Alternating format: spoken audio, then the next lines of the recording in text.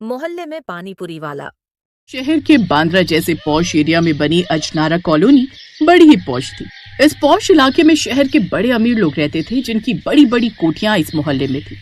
एक रोज मिसेस मलिक और मिसेस देसाई अपनी अपनी बालकनी में खड़े हुए गप्पे लड़ा रही थी।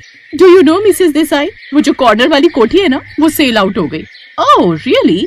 मेरे हस्बैंड तो कब से उसको खरीदने की फिराक में थे, लेकिन उसके ओनर ने उसकी वैल्यू कुछ ज्यादा ही लगाई थी, जो कि आउट ऑफ बजट था, तो इन्होंने प्लान कैंसिल कर दिया। ओह, वैसे हम भी सोच रहे थे परचेज करने की, हमें बजट का भी कोई इशू नहीं था, लेकिन वो क्या है ना, इन्होंने एक नया बिजनेस स्टार्ट करने का प्लान किया है, तो सारी इन्वेस्टमेंट उसमें डाल दी। डोंट नो अब किसने खरीदा इसे। वो दोनों ये बातें कर ही रहे थे कि तभी उस कोठी के एक छोटे गेट से आशुतोष नाम का एक आदमी साधारण से कपड़े पहनकर गोलगप्पे का ठेला लेकर बाहर आता है। अरे संभावना कहाँ रह गई भाई? तुम जानती हो ना, मुझे काम पर देर से पहुंचना पसंद नहीं। आशुतोष के ये कहते ही अंदर से उसकी पत्नी संभावना जल्दी से बाहर आती है। आ गई जी, 2 मिनट का भी सब्र नहीं है आपको। अच्छा चलो अब चलते हैं, आज पहला दिन है इस मोहल्ले में, तो देर नहीं होनी चाहिए। वो दोनों ठेला लेकर चल पड़ते हैं। उन्हें देख मिसेस मलिक और मिसेस देसाई का तो जैसे मुंह बन जाता है। ओह गॉड, अब कैसे कैसे लोग यहाँ पर आकर रहने लगे। अब हमें क्या इन ठेले वालों के बीच रहना पड़ेगा? लगता है जिसने कोठी खरीदी है उसका मालिक ने इसे किराए पर डाल दिया।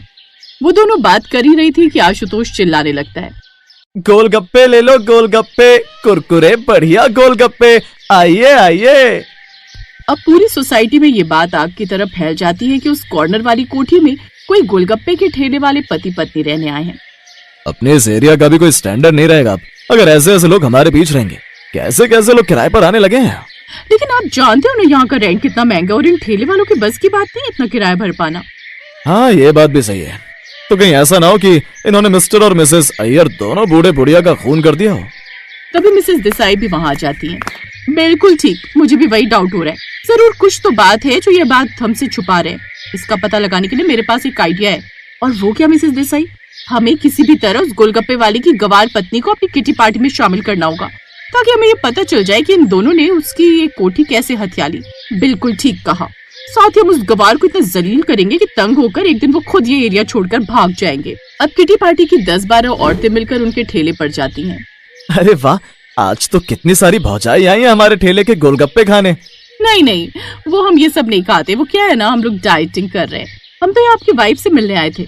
मुझसे? लेकिन क्यों? वो इसलिए क्योंकि अब तुम भी सोसाइटी में रहती हो, तो यहीं का हिस्सा हो, इसलिए हम चाहती हैं कि तुम भी हमारी किटी पार्टी ज्वाइन कर लो। इसी बहाने तुम्हारी जान पहचान भी बढ़ जाएगी यहाँ के लोगों से। मैं और किटी पार्टी? अरे अब ये सब भौजाई इतने प्यार से बोलने आई है, तो कर लो ना ज्वाइन। अब अपनी बातों से वो सब संभावना को किटी पार्टी में शामिल होने के लिए मना लेती। संभावना उनकी बात मान लेती है। फिर अगले हफ्ते मिसेस खन्ना के घर पर किटी पार्टी होती है, जहाँ संभावना सादी सी साड़ी पहन कर आती है। Oh welcome to my home Mrs what's your name? Mrs Rawal. My name is Sambhavna Rawal and thank you so much. उसकी इंग्लिश सुनकर सभी औरतें एक दूसरे का मुंह देखने लगती हैं। ये तो इंग्लिश भी जानती है, देखने से तो गाँव की गवार लगती है। कौन सी बड़ी बात है, पॉश एरिया में ठेला लगाते हैं, कई तरह के ग्राहक आते हैं, फॉरेनर्स भी आते होंगे, इसलिए उनको अट्रैक्ट करने के लिए 2-4 इंग्लिश वर्ड सीख लिए होंगे। लेकिन ये तुम कैसे कपड़े पहनकर आ गई हो संभावना? कम से कम पार्टी में तो कोई महंगी साड़ी पहनकर आती। तुम्हें पता है ऐसी सिंपल साड़ी तो हमारी यहाँ की मेड भी नहीं पहनती, वो भी अच्छी साड़ी पहनकर आती है। Oh come on Mrs Khanna, at least ये तो देखो, आप जिससे बात कर रही हो उसका पति एक मामूली सा ठेला लगाता है। अब वो क्या घर चलाएगा और क्या ही से महंगी महंगी साड़ियाँ दिलाएगा। वो तो इसकी किस्मत अच्छी है जो यहाँ आकर रहने लगे, और हम अमीर लोगों के साथ इनका उठना बैठना हो गया। संभावना उनकी ये सब बातें लगातार सुने जा रही थी, लेकिन वो उनसे कुछ नहीं कहती। इसके बाद वो सभी पार्टी एंजॉय करती हैं।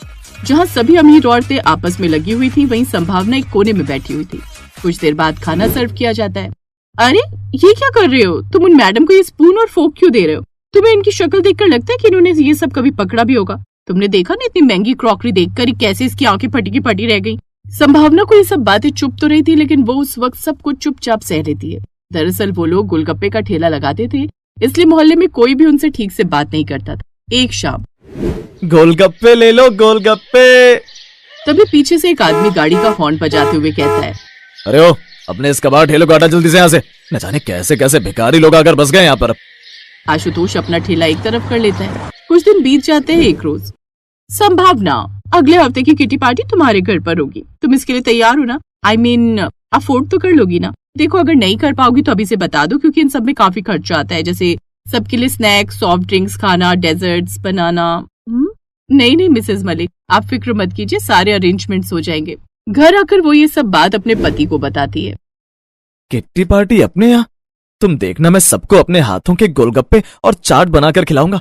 देखना सब उसकी कितनी तारीफ करेंगे। लेकिन क्या वो खाएंगी जी? मतलब आज तक वो अपने ठेले पर आए नहीं गोलगप्पे खाने। अब तुम बस देखती जाओ। फिर किटी वाले दिन सभी औरतें पार्टी में जाने के लिए तैयार होती हैं। ना जाने वो गरीब क्या ही खिलाएगी, जब से आए तब से उनसे अपने घर का पेंट तक तो हुआ नहीं। हाँ, तुमने देखा नहीं कैसे उनके घर की पपड़ियां तक निकल रही हैं। जब बाहर से ये हाल है तो अंदर से ना जाने क्या होगा। आज पता चल जाएगा क्या खातिरदारी करती है मैडम। अब वो सब तैयार होकर संभावना के घर चली जाती हैं। जहाँ वो अंदर जाती हैं तो उसके बेसमेंट में बड़ी बड़ी महंगी आलिशान गाड़ियां खड़ी होती। फिर वो घर के अंदर जाती हैं तो वहाँ का नजारा देख हैरान ही रह जाती हैं। अंदर से वो घर किसी महल से कम नहीं लग रहा था। महंगा फर्नीचर और महंगा सामान। ये हम कहीं गलत एड्रेस पर तो नहीं आ गए? ये उन्हीं किराएदारों का घर है ना जो गोलगप्पे का ठेला लगाते हैं? तभी संभावना वहाँ आती है। जी आपने बिल्कुल ठीक पहचाना, लेकिन हम किराएदार नहीं बल्कि इस कोठी के मालिक हैं। ये सुनकर वो सभी हैरान रह जाती हैं। तुम इस कोठी के मालिक हो, लेकिन भला एक छोटे से ठेले से कोई गोलगप्पे वाला इतना कैसे कमा सकता है? सब पता चल जाएगा। रामू काका, सबके लिए जूस, शेक, सॉफ्ट ड्रिंक और स्नैक्स ले आओ। जिसके बाद उनके सामने ढेर सारे स्नैक्स परोसे जाते हैं और वो भी विदेश की क्रॉकरी सेट में। वाह, ये वाला क्रॉकरी सेट तो मैंने जापान में देखा था। आपने बिल्कुल ठीक पहचाना, इसे हमारे जापान के बिजनेस पार्टनर ने हमें गिफ्ट किया था। Business partner? तभी आशुतोष वहाँ सबके लिए गोलगप्पे और चाट लेकर आता है जो उसने अपने हाथों से बनाई थी। अब वो सभी उन गोलगप्पों और चाट को टेस्ट करती हैं तो हैरान रह जाती हैं। वाओ, इसका टेस्ट कितना अमेजिंग है। इसमें तो बिल्कुल फेमस MGTW यानी माईवाल गोलगप्पे टिक्की वाली का टेस्ट है। जी सही पहचाना आपने। MGTW के ओनर मेरे पति मिस्टर आशुतोष माईवाल हैं। इनके देश विदेश में कम से कम 20 फ्रेंचाइजी है जिनसे हमें महीने में लाखों रुपए आते हैं। क्या? तो फिर ये ठेला वो मेरे पति इसलिए लगाते हैं क्योंकि उनका मानना है कि जिस काम की वजह से आज वो इतने सक्सेसफुल हैं, उस काम को करने में कोई शर्म नहीं। हाँ बहनों, मेरा मानना है कि हर पेशा इज्जत वाला होता है, बस उसे देखने का नजरिया चाहिए। मैंने अमेरिका में MBA किया। जब माँ बीमार पड़ी तो लौट आया, नौकरी छोड़ी, फिर गोलगप्पे के बिजनेस को ब्रांड बना दिया। अब कई देशों में मेरी फ्रेंचाइजी है। अब उन सबको अपने किए पर शर्मिंदगी होती। जिन्हें वो गरीब समझते थे, असल में तो वो उनसे कई गुना ज्यादा अमीर। कोई भी काम छोटा नहीं होता। जुनून, मेहनत और ईमानदारी से किया गया हर काम इंसान को करोड़पति ही नहीं, लोगों का दिल जीतने वाला भी बना सकता है।